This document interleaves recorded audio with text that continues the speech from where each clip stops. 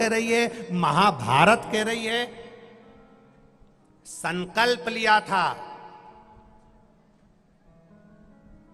दुर्योधन के सामने, जब दुर्योधन ने भीष्म पितामह से कहा मेरे 99 भाई मरने की कतार पर खड़े हैं, और भीष्म पितामह जी आप इतने बड़े योद्धा होकर आप कुछ नहीं कर सकते, आप पक्षपात करते हो पितामह। पितामह ने भी संकल्प ले लिया, कल का सूर्यास्त होते हुए अर्जुन नहीं देख सकता। दुर्योधन ने मोतीचूर के लड्डू बंटवा दिए, पूरे युद्ध के मैदान में मोतीचूर का लड्डू बंट रहा था। लड्डू पहुंच गया द्वारिकाधीश के पास। द्वारिकाधीश ने भी मोतीचूर का लड्डू मुंह में रख के खाया, और द्वारकाधीश की आदत थी पूछते बाद में थे खाते पहले थे। उनने जो मुंह में लड्डू रख लिया, और लड्डू रखने के बाद पूछा क्यों रे ये लड्डू काहे का बट रहा है? कि दुर्योधन बंटवा रहा है, कल अर्जुन मर जाएगा। कल अर्जुन मर जाएगा? हाँ। क्यों? भीष्म पितामह ने प्रतिज्ञा करी है कल का सूर्य अस्त होते हुए अर्जुन नहीं देख सकता, और भीष्म पितामह जब प्रतिज्ञा करते हैं तो वो पक्की करते हैं, कल अर्जुन मरेगा। प्रतिज्ञा भीष्म पितामह की। भगवान के मुंह में आधा लड्डू तो भरा रह गया, आधा लड्डू हाथ में रह गया, और आधा लड्डू लेकर भगवान द्रौपदी के पास पहुंच गए। द्रौपदी ने कहा भैया तू? द्रौपदी ले लड्डू खा ले। द्रौपदी पूछी भैया आज इतनी रात को रात्रि के दूसरे पहर में लड्डू बांटने आए हो? क्यों? भगवान बोले पहले खा तो ले फिर सुन लेना। द्रौपदी ने लड्डू मुंह में लिया, पूछा द्वारिकानाथ आज लड्डू किस बात का बट रहा है? भगवान कहने लगे द्रौपदी कल तेरा पति मर जाएगा, तू विधवा हो जाएगी। कल तेरा पति मर जाएगा, तू बेधव्य हो जाएगी। द्रौपदी कहने लगी भैया एक ही लड्डू लेके आया, अब पति मरने के बाद तुम्हें लड्डू भी नहीं खा सकती तो कम से कम 2-4 एक बार में ही खिला देता। द्वारिकाधीश कहने लगे द्रौपदी तेरा पति कल मरने वाला है और तू रोने की जगह लड्डू खाने को मांग रही है। इतने में द्रौपदी कहने लगी जब यहां द्वारिकाधीश लड्डू खिला रहा है पति मरने का, तो मैं क्यों ना खाऊं? भगवान ने कहा लड्डू फेंक द्रौपदी, भीष्म पितामह के कमरे में जा, कक्ष में जा। द्रौपदी ने कहा भीष्म पितामह के कक्ष में नहीं जा सकती, वहां द्वारपाल लगे हैं, बहुत सारे द्वारपाल लगे हैं, मुझे अंदर नहीं जाने देंगे, हम इधर कौरवों की सेना में कैसे चले जाएं? भगवान ने कहा इतना इतना घूंघट डाल, और इतना घूंघट करके भीष्म पितामह के कक्ष में जाना। द्वारपाल पूछेंगे कौन हो? कह देना झूठे बर्तन उठाने आई हूं, नौकरानी सेविका हूं, दासी हूं।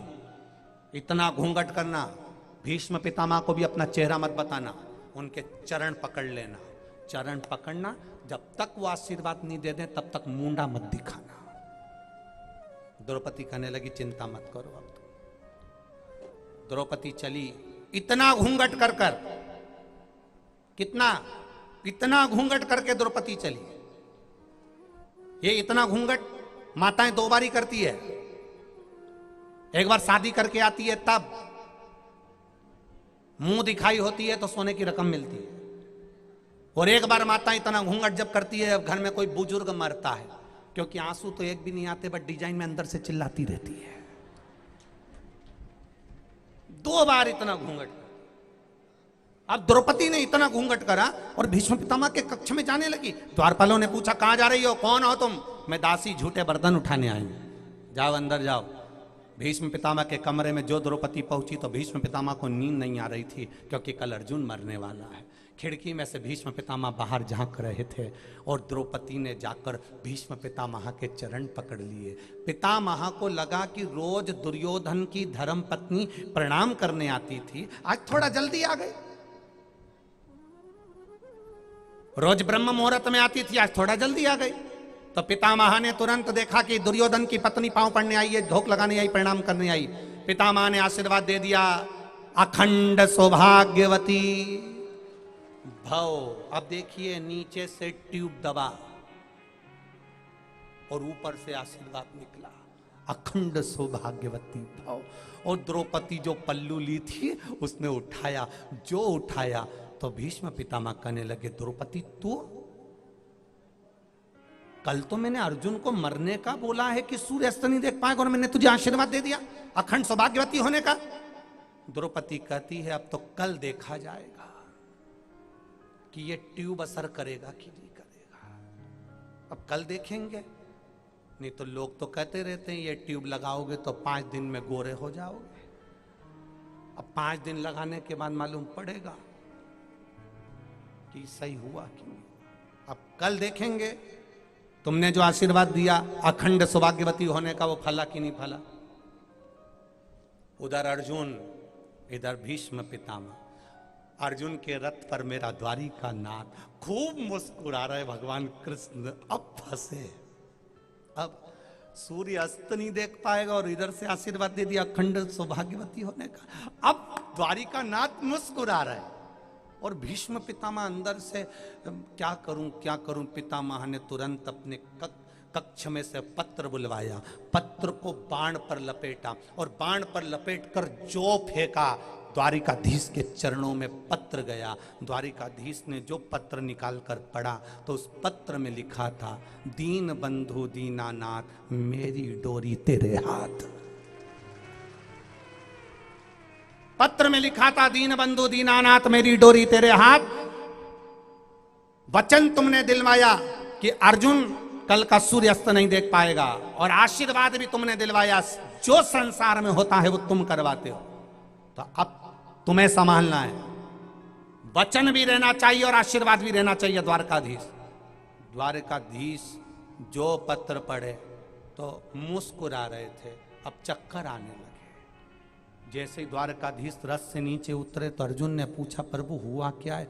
भगवान के कुछ नहीं हुआ, जरा शांति रखो। इतने में रुक्मणी सतभामा जामंती कालंदी मित्रवृंदा लक्ष्मणा, भगवान कृष्ण की 16,108 रानियां जो युद्ध को आनंद के साथ विचार कर देख रही थी, वो सबकी सब मानसिक रूप से भगवान द्वारकाधीश के सामने आकर खड़ी हो गई। आकर खड़ी होकर बोली, नाथ क्या बात है, आप चुप होकर क्यों बैठे हो, क्या हो गया।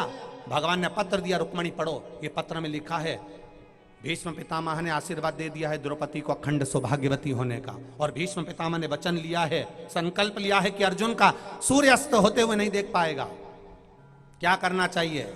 रुक्मणी जी ने कहा, अर्जुन से कहो बाण छोड़े, भीष्म पितामह के शरीर को छेदित कर दे, बाणों की सैया पर भीष्म पितामह को पटक दो।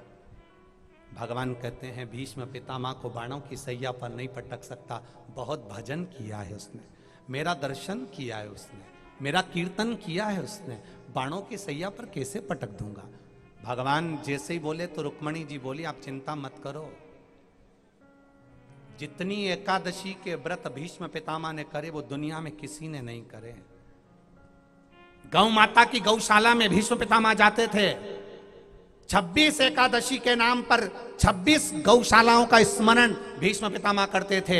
एक एक गाय का नाम एकादशी के नाम से रख रखा था। जिस दिन एकादशी रहती थी, एक गौशाला में जाकर गौ माता के साथ गाय को भी फलार करते थे और खुद भी फलार करते थे। गौ माता की दिन भर सेवा करते थे। ये भीष्म पितामह ने गौ माता की एकादशी पर बहुत सेवा करी है, इसलिए आप चिंता मत करो। अर्जुन से कहो बाण छोड़ेगा। दुनिया के लोगों को लगेगा कि बाण भीष्म पितामह के शरीर में लगे हैं, पर भीष्म पितामह के शरीर में बाण नहीं लगे होंगे।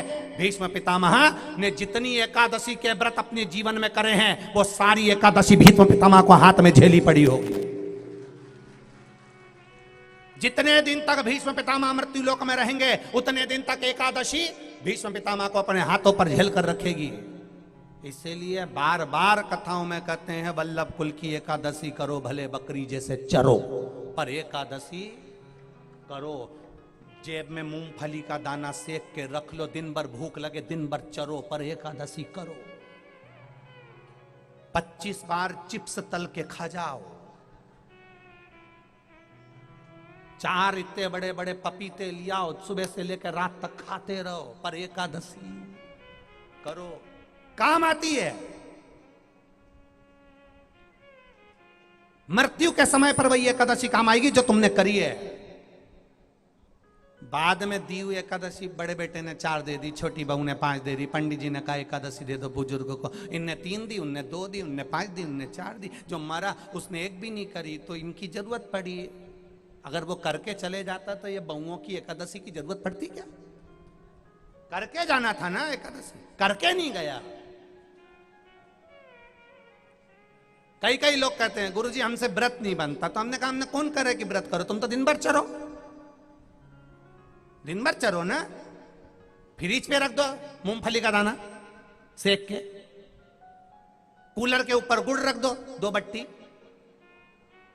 खिचड़ी बना के रख दो कमरे के अंदर, जहां से निकलो वहीं निपटाओ। के कौन कि तुम भूखे रहो, तुम तो खुद चरो पर एकादशी करो।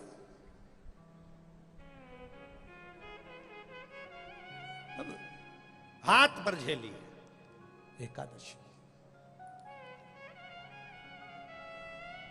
और अंत समय प्रभु आना पड़ेगा, वचन दिया तो निभाना पड़ेगा। भगवान ने निभाया। सूर्यास्त होने के पहले ही भीष्म पितामह बाणों की सैया पर पड़ गए। द्रौपदी जब भीष्म पितामह से मिलने गई, भगवान भीष्म पितामह मुस्कुरा कर बोले, देख तूने ट्यूब दबाया था तो निकला, आशीर्वाद निकला।